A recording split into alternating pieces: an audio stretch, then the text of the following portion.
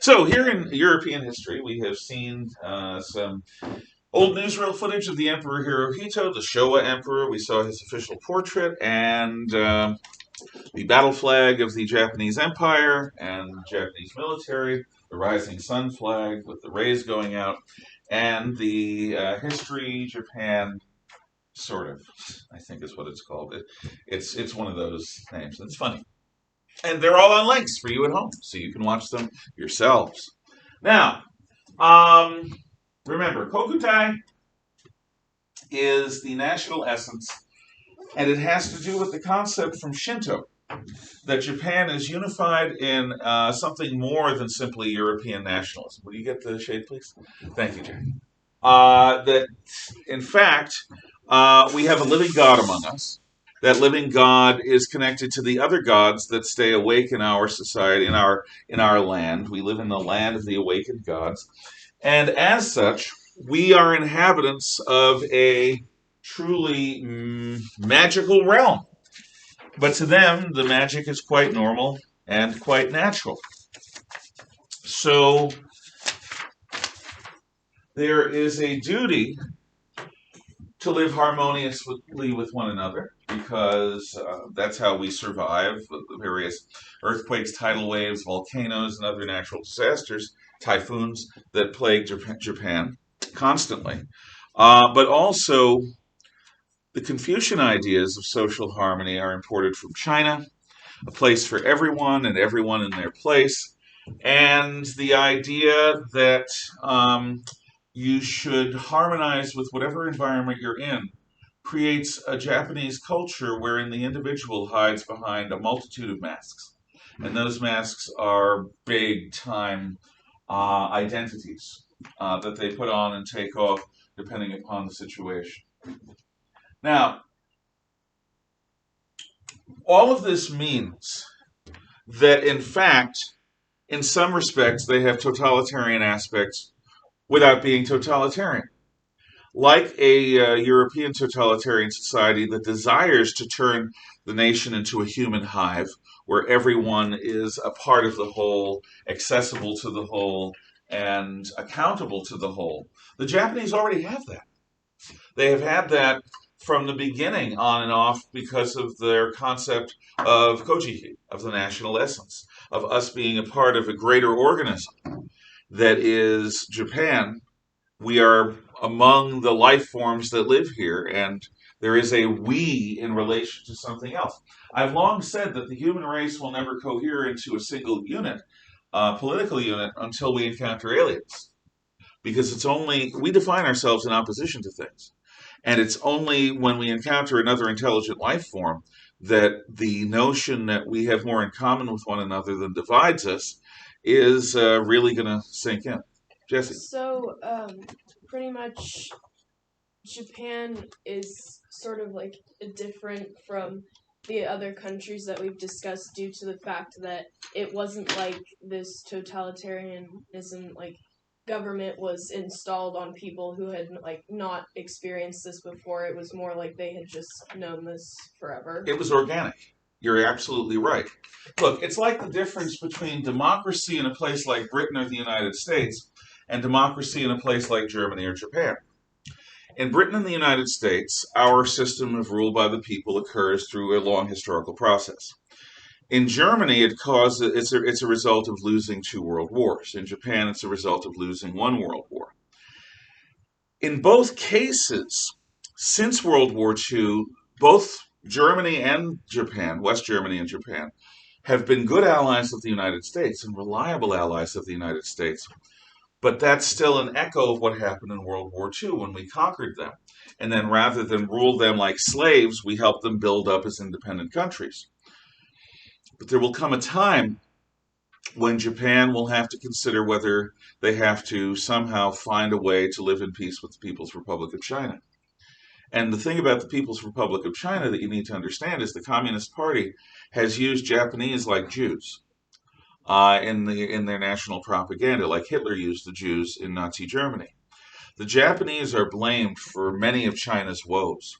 And the Chinese people have a good reason to hate Japan because of history.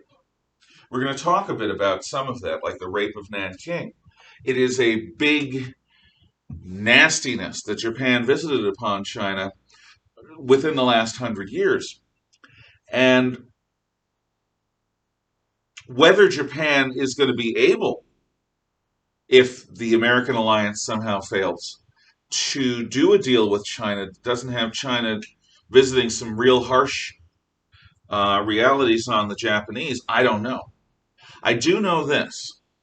If the national calculus says that the American alliance no longer protects the God Emperor, no longer protects Japan, and they need to change, Japan has proven again and again and again, like no other country on earth, that as a nation they can turn completely around and march in lockstep. No one else does this the way the Japanese do.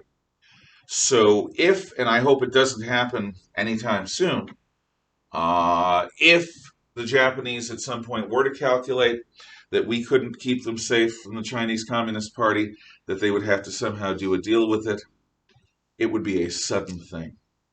It would not be something that they would telegraph much, and it could come in the form of maybe even a sneak attack, but certainly a sudden change in diplomacy. The way the Japanese have operated throughout the modern period has always been, if they have to make a change, they do it immediately and they do it without compromise. And if that change includes dealing with a foreign power, they launched their war with China with a bunch of sudden attacks. They launched their war with Russia with a sneak attack on their base at Port Arthur with torpedo boats. They attacked China, Manchuria in 31 suddenly, the rest of China in 37 suddenly, and they attacked the United States at Pearl Harbor in a sneak attack without warning. In all cases, they do this because once they make their decision, they want to win. So, yeah, Japan has certain unique qualities, and they are both admirable and, if you understand them, a little scary. Asian countries, East Asian countries, are not all alike. Korea, China, Japan, Vietnam, they all have different national histories, different strengths, different weaknesses, but they all have a great deal to say for them. So, what happens is, well, the Japanese are not so happy with the United States early in the 20th century. One reason for this is because large numbers of Japanese are immigrating to California and other places on the West Coast. At this time, there is a popular notion known as the Yellow Peril. And the Yellow Peril is the idea that European civilization's technological advantage over the Asiatics can be compensated for by an Asian tendency to overpopulation. In other words, European might can be overcome by Oriental numbers. And to the extent that the Asiatics increase their technology level, this yellow peril, as it was called, and it's a nasty term, becomes even more of a problem. So a lot of people in California blamed low wages on this flood of Japanese immigrants. There had been anti-Chinese stuff decades before, but in the 1900s and 19-teens, a lot of it was directed against the Japanese. So anti-immigration laws were set up, certain restrictions were set up on Japanese people on the West Coast. Ultimately, this would take the form of the internment of the Japanese west of the Rockies. This is something that doesn't happen in the east or the center of the country. But on the West Coast and in Hawaii, Japanese Americans are rounded up and put in camps to keep them from being enemy agents. That was the fear. And these were not nice places.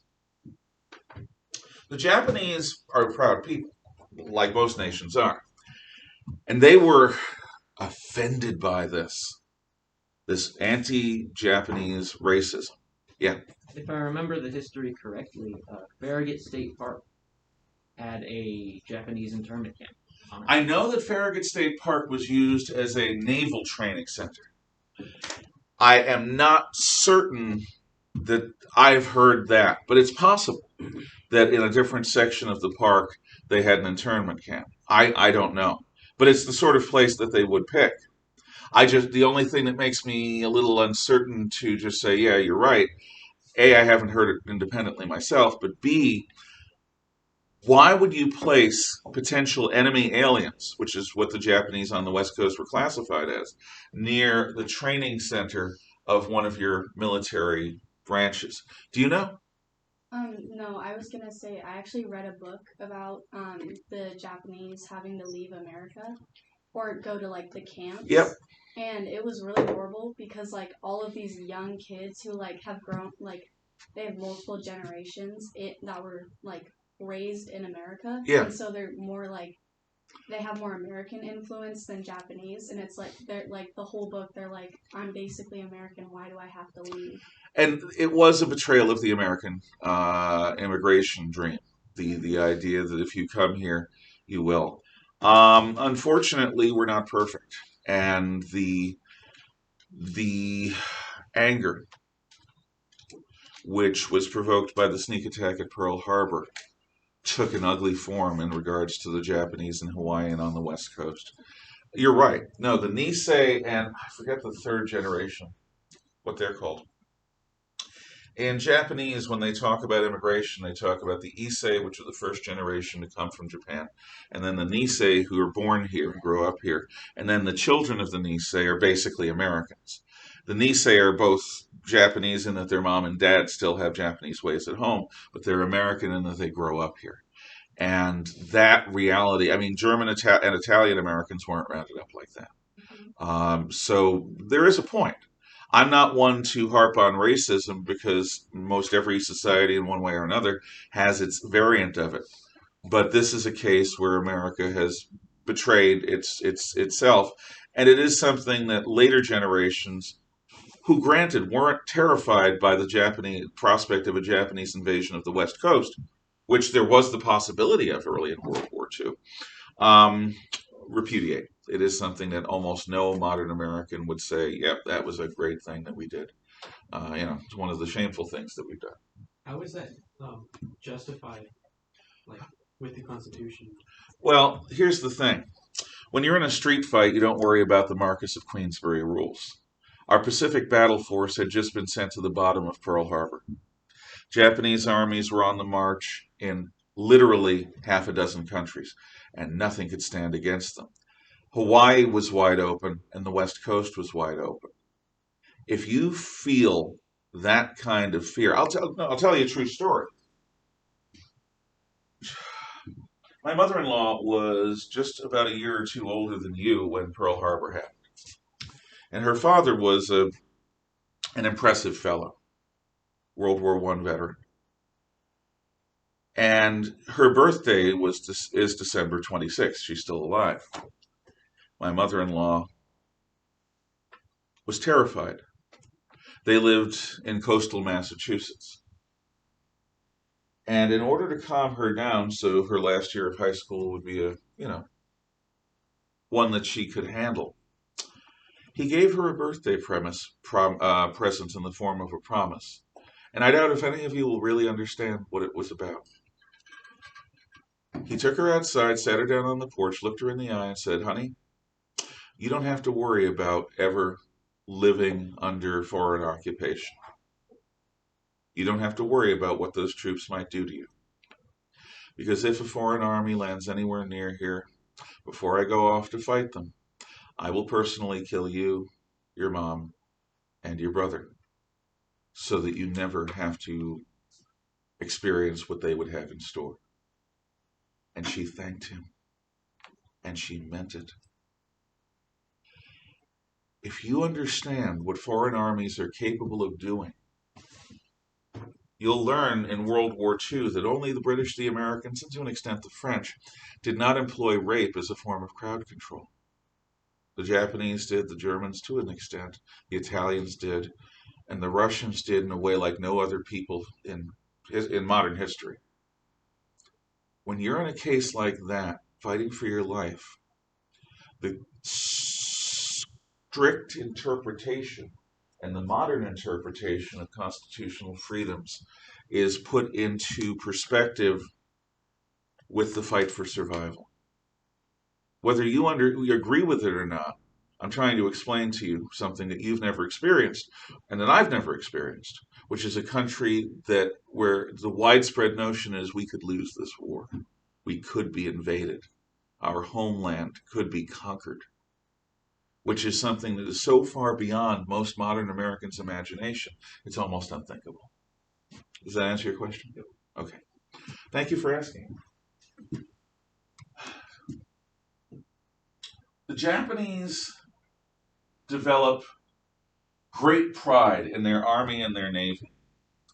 And that pride is going to lead to a system whereby the military has veto power over the civilian government. In the 1920s and 30s, the system of parliamentary rule that Japan's constitution sets up is tweaked to allow the war minister, who's in charge of the army, to be a general, an active serving general, and to represent the interests of the Imperial Army. And the Navy minister, bless you, allows the Navy minister to be a serving admiral in the fleet, to represent the interests of the Japanese Navy. So the Japanese Army and the Japanese Navy develop veto power over the civil government. If the civil government doesn't give the Army and the Navy what they want, the Army and the Navy minister will resign, forcing the government to resign, forcing a new scramble to form a new government. This is something they do in Britain. It's something they do in Israel. It is not something they do here. It's not part of our system. But basically, veto power.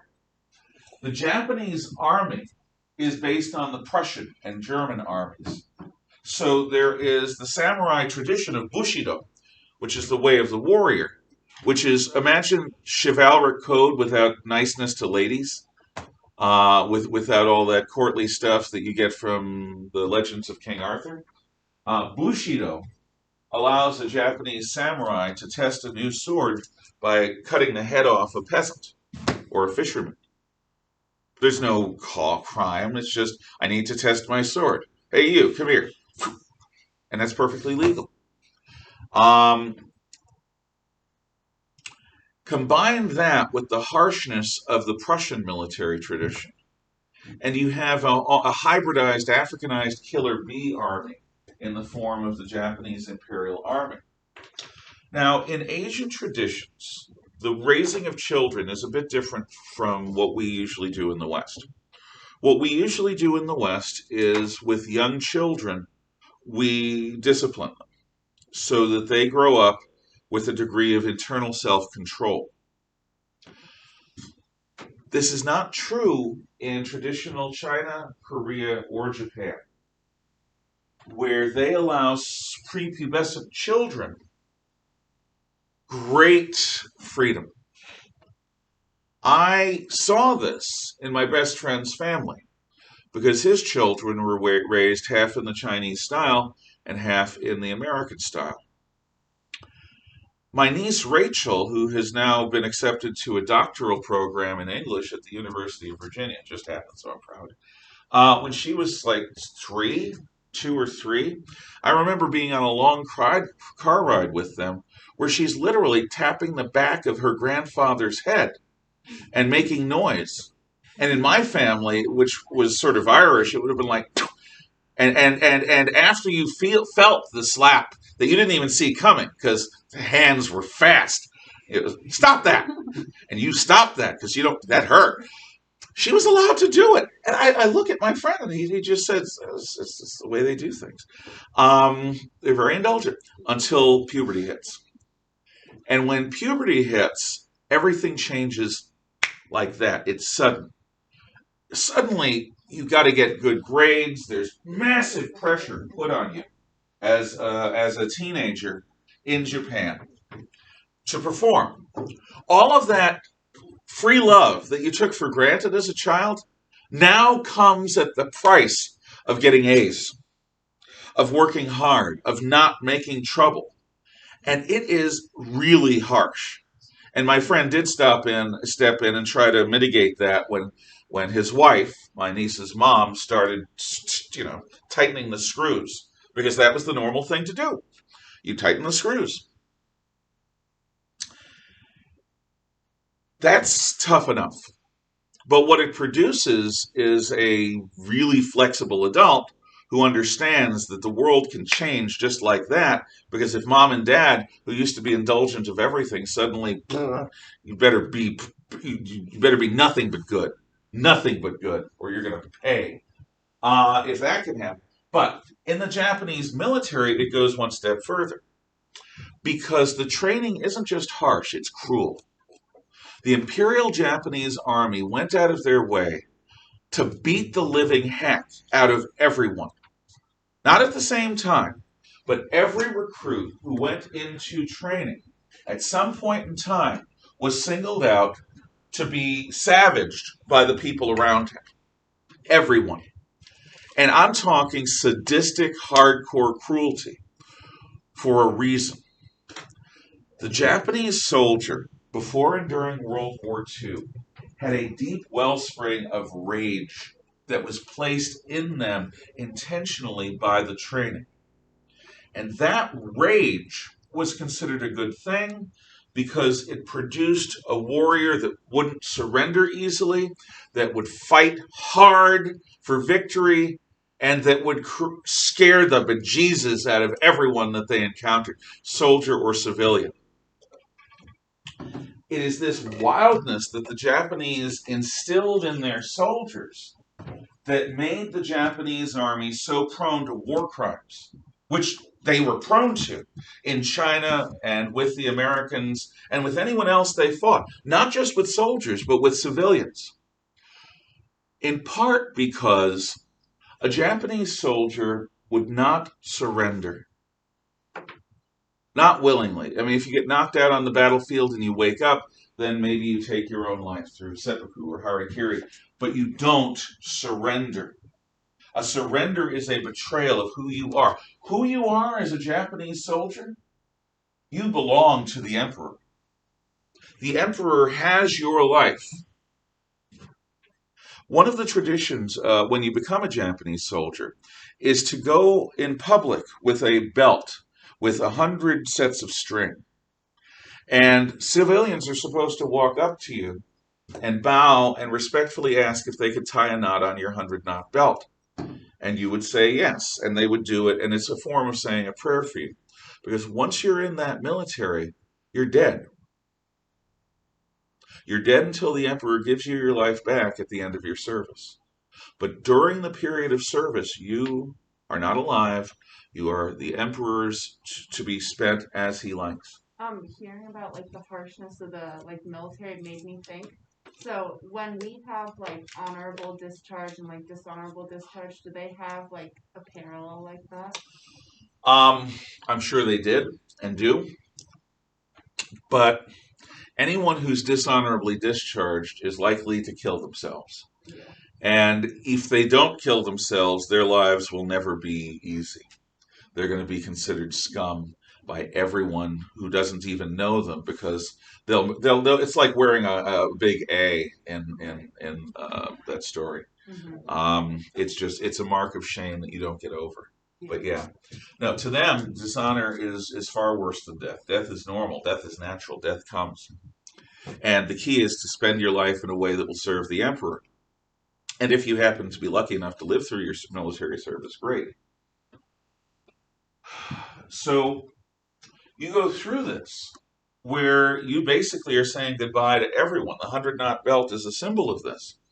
There was a Japanese soldier being interviewed after World War II who said these beautiful young women would come up to me on the street and tie my belt. And I just wish they would just take me to bed, because that's something I would really need. I don't really need them to tie my belt. I'm going to go die in the jungle. Can you at least give me a night of happiness?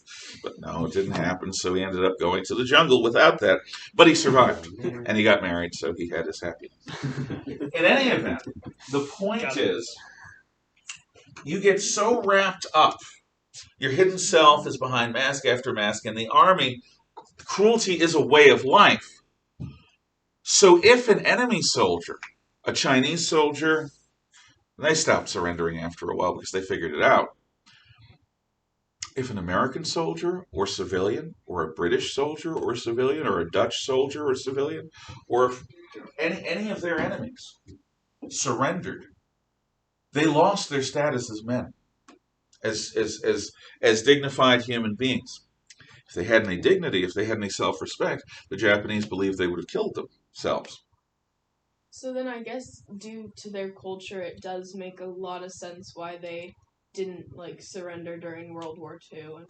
We're going to talk a lot about that, but yes, there's a reason why, and the reason is rooted in this entire thing. There's a reason why after one atom bomb they didn't surrender. It took two, because they were not in a position to, psychologically. And the thing is, and you'll learn this, even if the civilian government wanted to surrender, the army wouldn't let them. Yeah. If I remember correctly, it took a bluff because the United States said that we had a lot more than 2 bombs, and then we dropped them twice, and we were like, we will keep going until you. Yes, and we had a third bomb. We did have a third bomb that was ready to go, but yeah, of course we did. Because we're going to talk a lot about this, so I'm going to leave the atom bomb stuff for later. Just resolved. We will talk extensively about it because nothing in Japanese history saved more lives than the dropping of those 2 bombs. More Japanese lives. And I will defend that statement, and we will talk about it. Jack, you had your hand up? No, I didn't. Okay. Oh, I was gonna. Didn't they like accidentally surrender after the second bomb? Like, wasn't there a miscommunication? No, what it was the emperor chose to surrender, and the army tried disobeying him. A faction within the army tried establishing a coup, and it was only the last B-29 raid of the war that broke that attempt up. It was a close run thing. The Japanese army was ready to see the entire nation die rather than surrender. I mean, think that idea through. And we will talk about that. But I'm trying to set the stage, the foundation of it. The foundation of it is only a contemptible being surrenders. So part of the reason for the war crimes against civilian and military prisoners is that the Japanese have this ball of rage inside them that is unleashed at the enemies. And another reason is because Japanese soldiers are ashamed to be guarding these scum subhuman prisoners. They want to be out fighting. They don't want to be guarding a bunch of failures. So they're angry about having to be here. So they're willing to lash out at the prisoners. And there is no restraint. The officers literally cannot control the men in several cases where the men just start going after their prisoners or after the civilians. The officers understand that what they have to do is back their men, because otherwise the men might turn on them. This is what happens when you create such anger. But it does make for a very fearsome soldier. Now, the guardians of all of this are the Tokubetsu Koto Keisatsu. The Tokubetsu Keisatsu, or TOKKO as they're called, that literally means the thought police. Orwell didn't invent that idea for 1984. The Japanese invented it.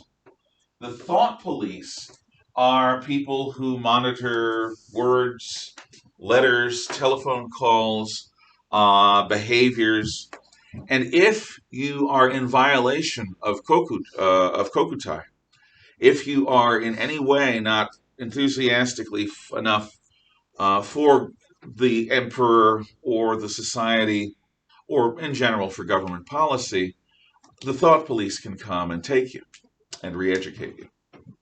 So it's again, it is not the same as a Western society where you have a bunch of free individuals, or anyway, Judeo-Christian values, and suddenly a new socialist, utopian, materialist order takes over. This is something, Kokutai is something that comes naturally from Japanese society. Finally, and I'll explain this more when we do the militarism thing, when we talk about the run-up to World War II, there is Gekokujo. And I'm sorry about all these Japanese names, but I really want you to get a sense. Kokutai, the national essence. Gekokujo is the notion that the lesser overthrows the greater, the young overthrow the old. Gekokujo is how World War II starts in Asia. And World War II starts in Asia in 1931. 1931 is 8 years before World War II starts with Germany, and it's 10 years before World War II, over 10 years before World War II starts with the United States. And it's an event in northeastern China, a place called Manchuria. And this war doesn't start because of an order from the emperor or the government, the generals or the admirals, or anyone in the general staff or the high command.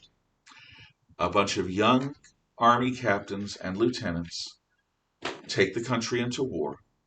And because of the system of patron-client relationships that exist within Japan, then and now, they're backed up by their patrons, who are backed up by their patrons. So you have a 25-year-old army lieutenant or a 30-year-old army captain decide to bring Japan into war, to start conquering China. And the country doesn't slap them down as traitors, the country goes along with it. This has to do with the freedom of the Japanese army to make policy. And this is going to be a major deal throughout the next story. I just wanted to give you a hint of what's coming. Next time, Deutschland. Thank you. And, yes, tune in tomorrow. There will be a video for you to watch. Watch it. Thank you.